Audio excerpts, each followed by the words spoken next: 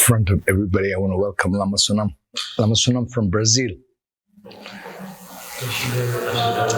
Brazil, come all the way from Brazil. Lama Sunam, Brazil, many years now, huh? How many years? Since 2000 is Brazil. 25 years. You know, Lama Sunam is my childhood buddy in monastery. We were buddies. Yeah, we're really buddies. We sometimes had funs together and things like that. Lama Sunam looks young, huh? He's younger than me, but not that young.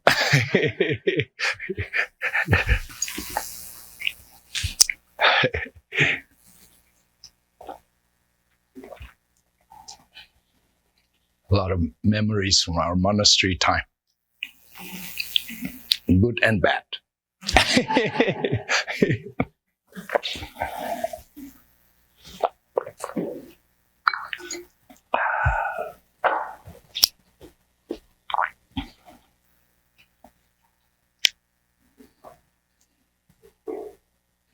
Amazing, you know, it was a time, my guru time, monastery, you know, there were lots of blessing because my enlightened guru was alive, you know, but then some hardship, and see, it's all like a dream.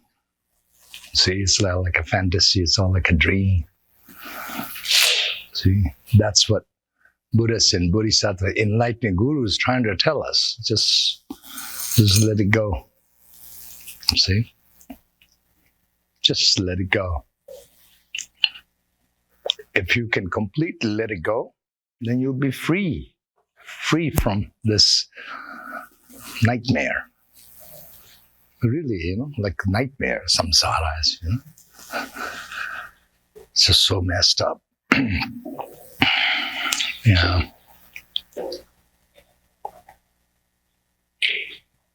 But you see, it's the real interesting thing is there's a continuity of this illusion, you know, and that's because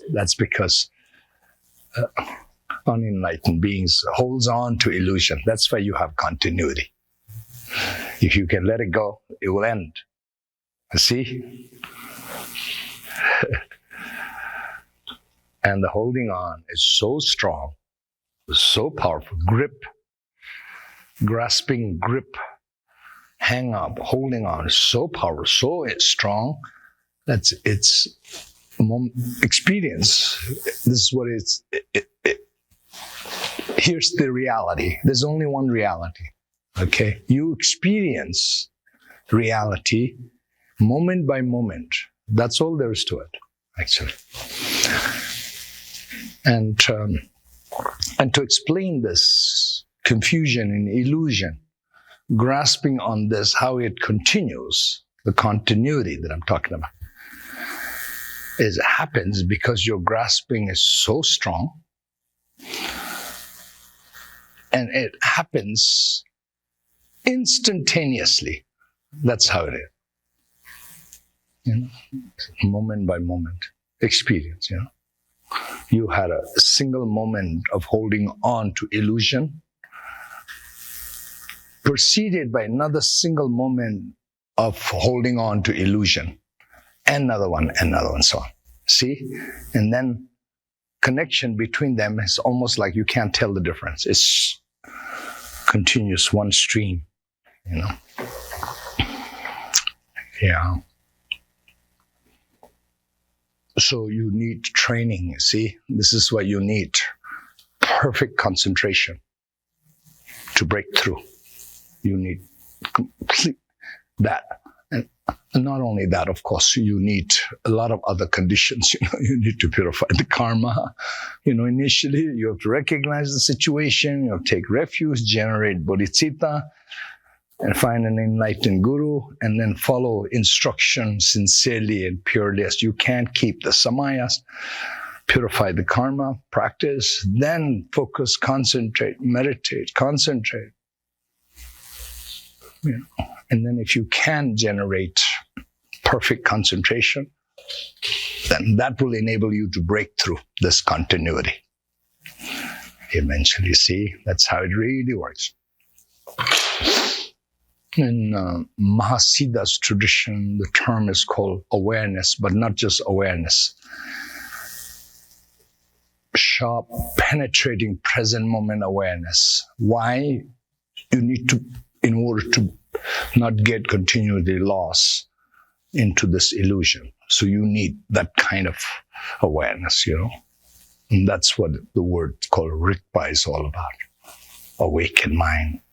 Completely sees clear, not confused, not lost. Even though it's happening, you are fully aware of it. See? Yeah, it's like, if you keep on, if you keep on doing practices correctly, and it's just a matter of time, you will have breakthrough, It happened to all the people who did this correctly in the past, and that's the history of Buddhas and Bodhisattvas in the past. And it is happening right now, and that's the Buddhas and Bodhisattvas of today. And it will happen in the future, and that's the story of Buddhas and Bodhisattva future, and we're a part of that. See, luckily. Yeah. How messed up is samsara may be, vicious cycle as it may be. But you see, we're the lucky ones now. We finally have opportunity to overcome this once and for all. How wonderful it is, huh? Once and for all. Yeah.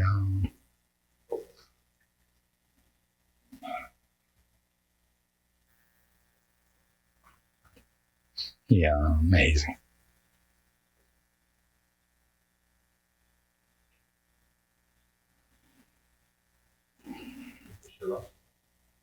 Ask the question. Mm-hmm.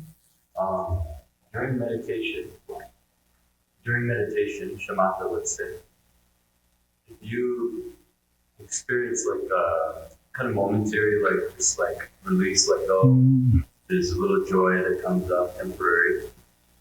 The grasping, to cut through that grasping that comes after that moment. Mm-hmm. How would one go beyond? Because you need continuous training, continuous meditation, Yeah. Complete enlightened way, Mahasiddha's way, is to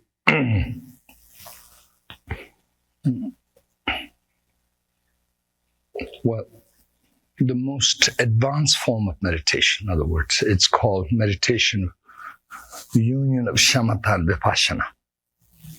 Okay, that's you don't have to do step by step, but simultaneous, that's the thing. But that's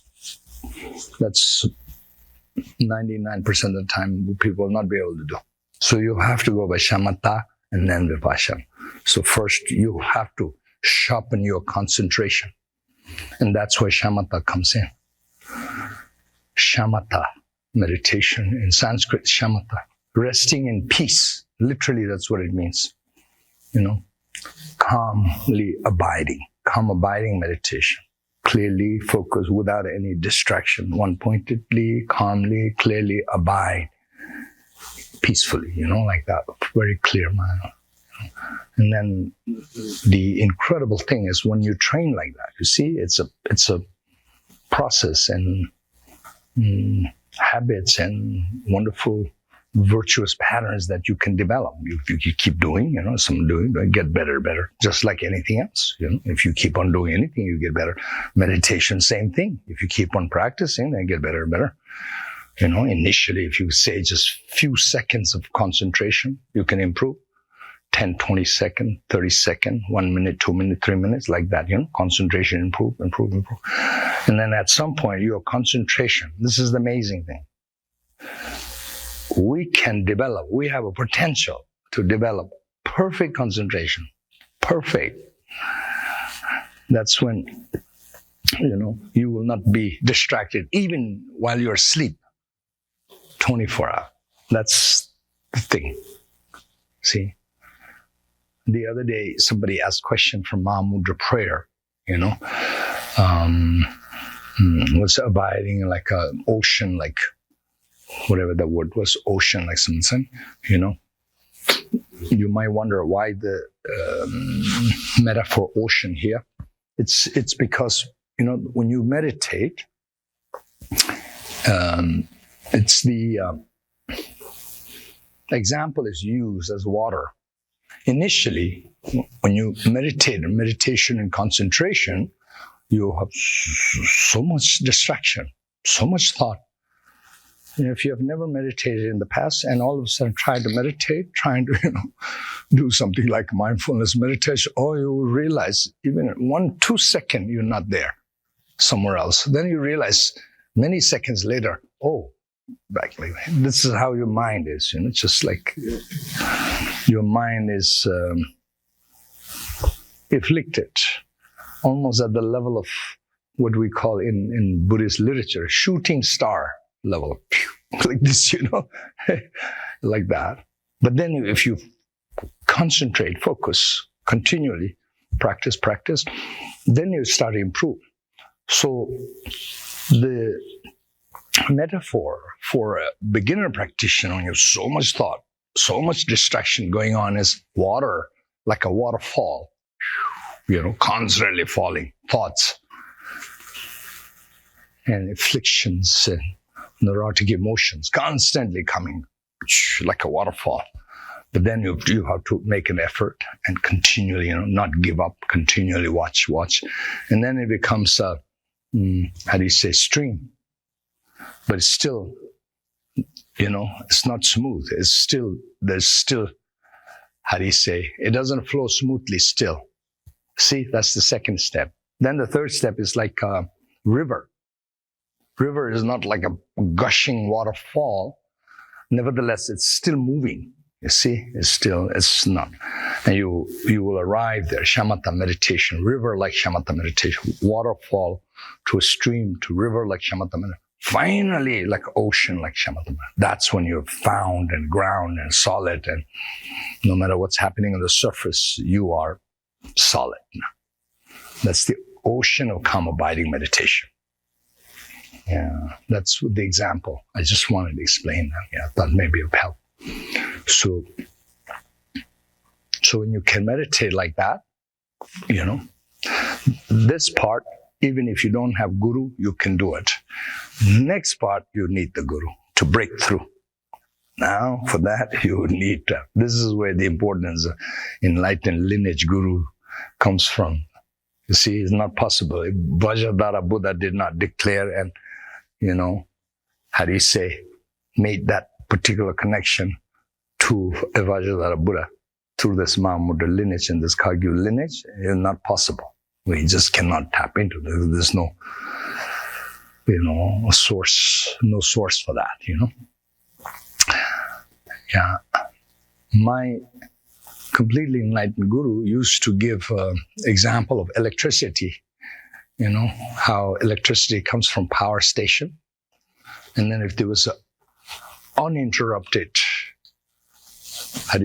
power supply through cable line, then switch and light can come on. If there was any cut, it's not going to happen, So lineage guru, lineage blessing is exactly like that. And then I actually remember Wangchen Rinpoche using same example, teaching. So it's like electricity coming and then it happening. Wangchen Rinpoche keep on saying, and that reminds me of my guru's teaching, This example perfectly fits the analogy of guru, lineage, and enlightened source. You can tap into that. Otherwise, how are you going to see? My point is, even you have perfect meditation, actually perfect meditation, even a non-Buddhist develop. And in fact, you do need that kind of, perfect, peaceful and calm and virtuous state of mind to achieve a higher realm, even within the samsara. Yeah. And then in order to finally break through, you need Guru's blessing. And then you break through. Then you understand. Yeah. Then you understand who you really are. Then your own Buddha nature, your own Buddha mind is finally discovered. Now you understand why every enlightened disciple feels he owes everything to his Guru. See, I've been telling you, Milarepa. So Milarepa knows he's completely enlightened. And then it happened because of his Guru. See? Yeah, like that. Yeah.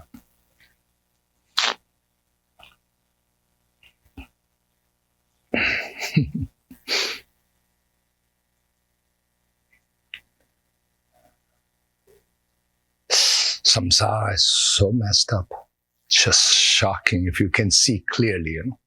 See, I can see very clearly. And so just so messed up. You're all so lucky, you know. Amazing. You must have a lot of merit to come and do Nyungnes like this. You know, it's so hard to come to a point like this in your life, you know. Each lifetime, you messed up each lifetime. Even you had some dharma karma, you know. You screw it up again, you screw it up again, you screw it up again. Like this, you go on and on and on. So shocking, you know.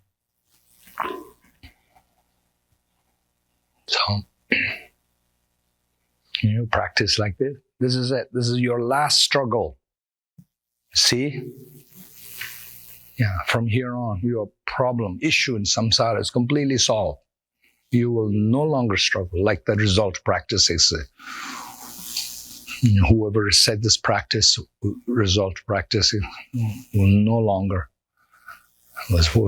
no longer experience pain, suffering, something, you remember? Realms of misery.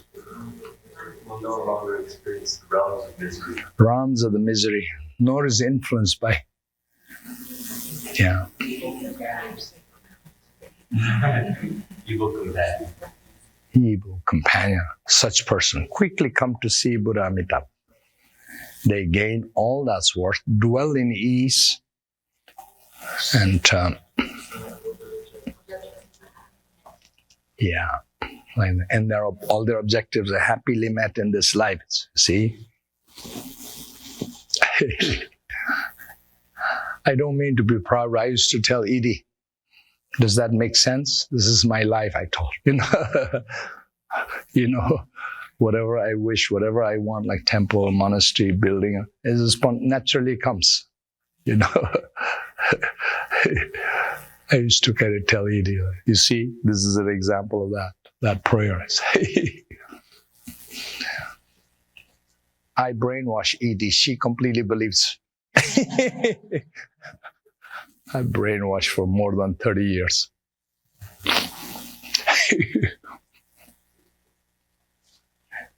Okay. Have some tea.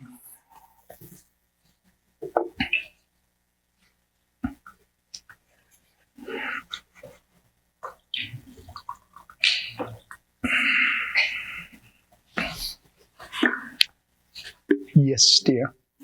Can you talk a little about those things? You know how that works. Like, do you have to touch somebody to, see before and after, or feeding them? Could you see the last one? The clairvoyance? How does it work? Does you have to touch somebody to feed them? Just give them the vessel. For clairvoyance, how does clairvoyance work? Do you have to touch somebody? Do you have to think of them? Oh. You have to know the vessel? Yeah. You have to know the person, the vessel? For clairvoyance. That is the... Oh.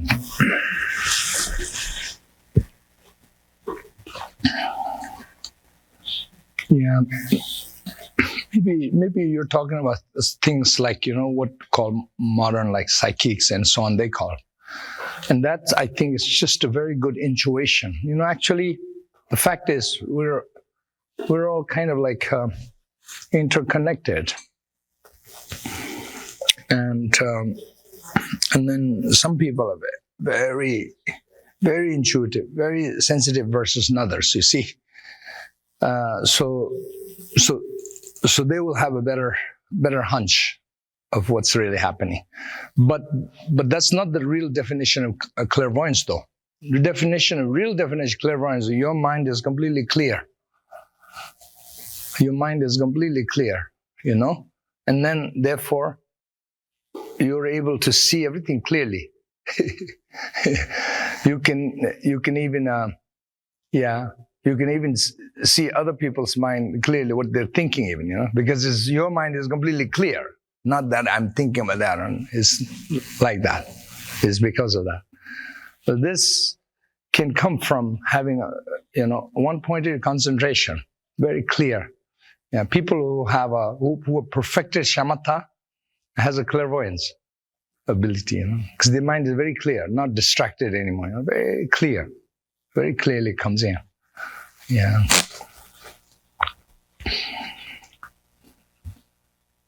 They say people perfected shamatha meditation, concentration, mind is so clear. Not only read people's mind and then hear so clearly, and then they can see everything, and then almost like if I were to see this rock here, I can almost see every one of those hair follicles, so to speak. Mind is that clear like that. You can have abilities like that just from shamatha.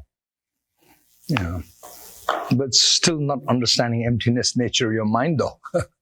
But these are different qualities, just come from mind, become very clear, Yeah. Okay, do you have a question? Yeah, so at some point when we break through, when we're enlightened, we no longer need guru, like Shakyamuni Buddha.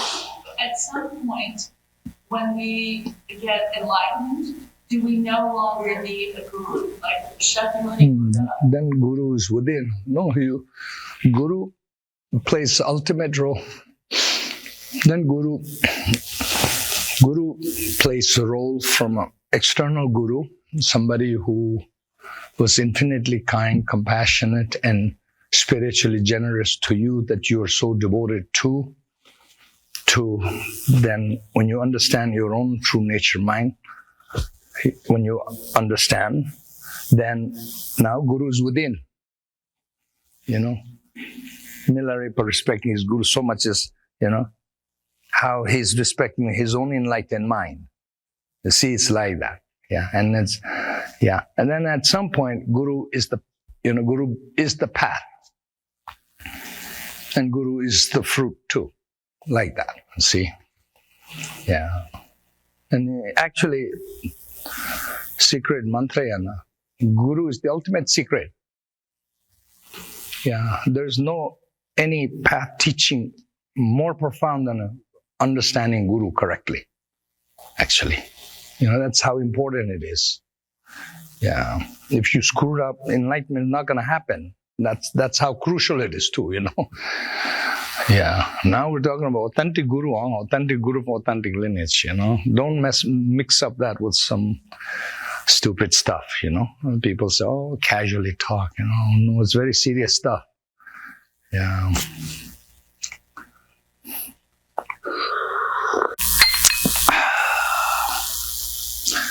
If you can do this thing correctly, ultimate goodness is going to come from this. That's the thing,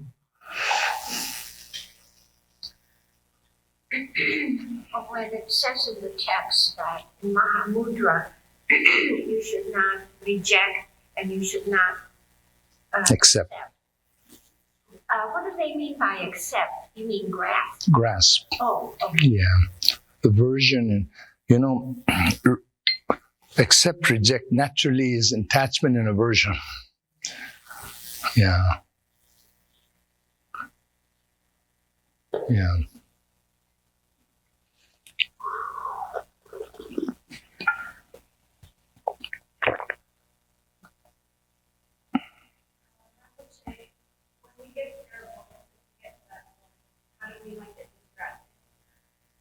You hear that? point of clairvoyance, Uh-huh. how do we not get distracted if you get to that point? Yeah. If you get to that point, how to get not distracted? Well, if you get to that point, then you have a very clear understanding of true Dharma. Then you will not mess up. Even you're able to. You have a correct understanding of absolute morals and ethics at that point. Yeah, should. I mean, maybe. Yeah. Should, but maybe I shouldn't say everybody will. It's possible some people have some clairvoyance and then still caught up in ego trip. Yeah, I think. Yeah. You know why? Because clairvoyance you can just have from shamatha meditation alone. This anybody can do. You don't really need guru for that. Yeah. And you don't need bodhicitta either. Yeah. You don't necessarily need bodhicitta, just do that.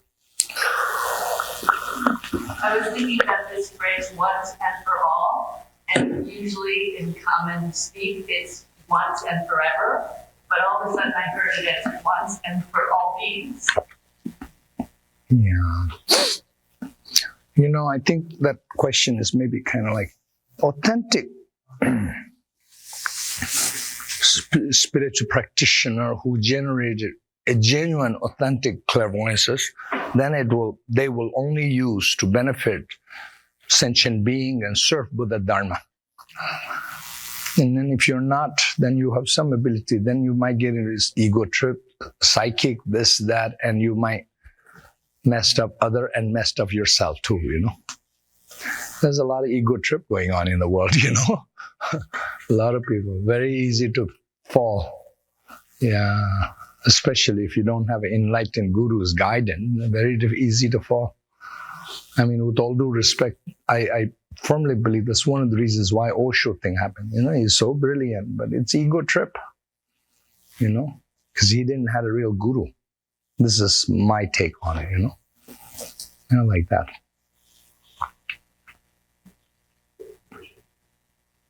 Yes, go on.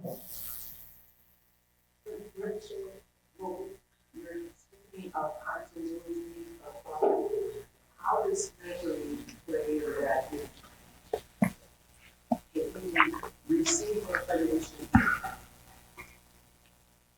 at some What is he saying? and then we retain that information? How does that, what is the sequence of that? Memory just clicks every other second, or How does memory play a part with continuity? Just when you receive the information, does the memory immediately get created? It's grasping. Grasping will so grasping works. help manifest your memories of the past. I mean, if you're talking about like memories that are not good, then it's the grasping. The comprehension. Otherwise, it's Being able to retain that information. So the comprehension of just being able to retain information. So like ordinary memory, just normal, everyday memories. Just the mechanism of conscious awareness and then memory happening. How does that work? And then, is that correct? How do we retain these teachings without memory? Okay, how do we retain teachings without memory? If we, like,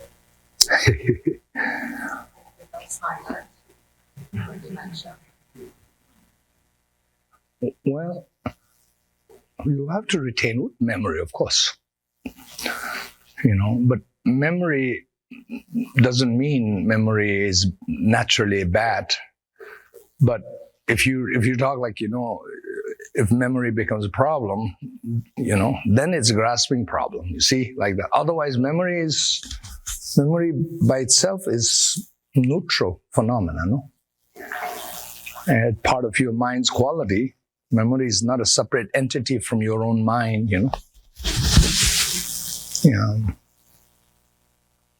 One ability to recollect And this is a clear example of how your mind is. Mind has clarity, and its past is clear, present is clear, and if you're completely enlightened, future is clear too. You know? And yeah. And you have awareness of the past, you have awareness of the present, you have awareness of the future. That's the mind's quality.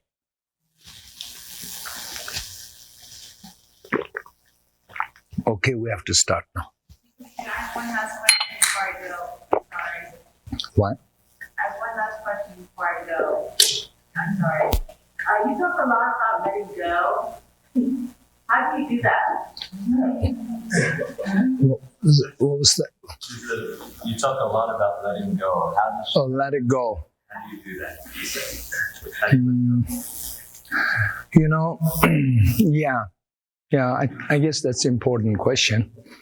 Yeah, initially, let it go on an instantaneous basis is not possible, but you still, understanding that correctly is very important. So what you do is initially, whatever is a big problem for you, like somebody hurt you, harmed you, something that really bothers you and so on, those are the things you have to try to let it go. Understand, I have to let it go. And if somebody really like pisses you off so much, you have to let it go, and you have to say, I need to train in my love and compassion practice and forgiveness, and you have to let it go like that. You know, initially, like you have to takes moral, ethical, bodhisattva principle base step like that. And then eventually, then, you know, you might be able to. And if you persevere, continue to practice, meditate, and you might be able to instantly let it go. Eventually. Yeah. But initial step should be like that, okay? All right. That's it.